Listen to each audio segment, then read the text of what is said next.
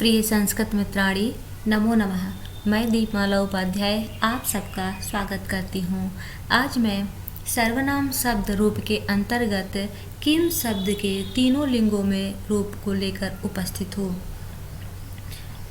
इसके पहले सर्वनाम शब्द के अन्य शब्द रूप कराए जा चुके हैं। यदि आप अभी तक नहीं देखे हैं तो डिस्क्रिप्शन बॉक्स में प्लेलिस्ट का लिंक दिया गया है, वहां जाकर अवश्य देख लें। किम शब्द का अर्थ होता है कौन, और यह पुल्लिंग में किस तरह से चलेगा देख लेते हैं।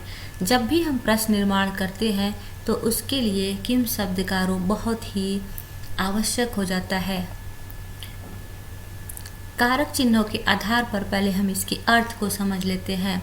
प्रथमा में कर्ता होता है अर्थात कौन, कौ अर्थात कौन दोनों, के कौन सब, कम अर्थात किसको, कौ किन दोनों को, कान अर्थात किन सब को, केन किसके द्वारा, काभ्याम किन दोनों के द्वारा, कई किन सब के द्वारा, कस्मई किसके लिए, काभ्याम किन दोनों के लिए, केभ्यः किन सब के लिए, कस्मात् किस से, काभ्याम किन दोनों से, केभ्यः किन सब से, कस्य किसका, कयोः किन दोनों का, केसाम किन सब का, कस्मिन् किसमें, कयोः किन दोनों में, केषु किन सब में।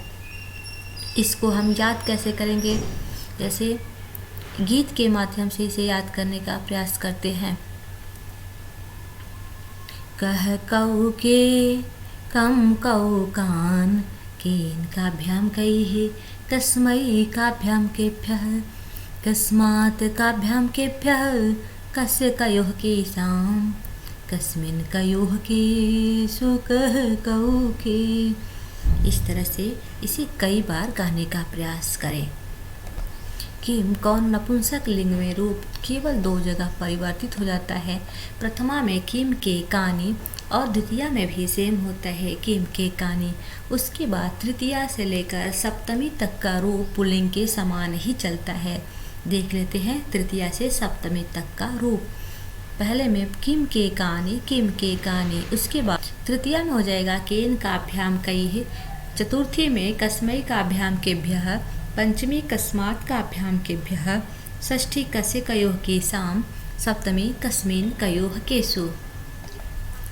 किम कौन और स्त्रीलिंग शब्द में, स्त्रीलिंग में कैसे पढ़ेंगे इसे, का के काः, काम के काः, कया काभ्याम काभिः, कस्यै काभ्याम काभ्यः, कस्याः काभ्याम काभ्यः, कस्याः कयोः कासां, कस्याम कयोः कासु का के काः। चाहे तो आप एक एक वचन का भी कर सकते हैं, जैसे का काम कया कस्य कस्याः कस्याः कस्याम, के काभ्याम काभ्याम काभ्याम कयोः कयोः, का काभिः काभ्यः काभ्यः कासाम कासु। और यदि देखें तो जिस तरह से रमा का रूप है वैसे ही है, उन्हीं मात्राओं का यहाँ भी प्रयोग किया गया है। आ ए आह, केवल क जोड़ दिए हैं, यहाँ पर क शब्द जुड़ा हुआ है, जैसे रमा रमे रमा, वैसे यहाँ भी प्रयोग है। आप चाहे तो रमा शब्द का या लता शब्द का जो ट्रिक बताया गया है उसे देखकर आप यहाँ पर लगा सकते हैं। आ म या यई दो या याम, दो ए तीन भ्याम दो योह, दो आह एक भी, दो भ्याम दो भ्यः, एक आम और सो।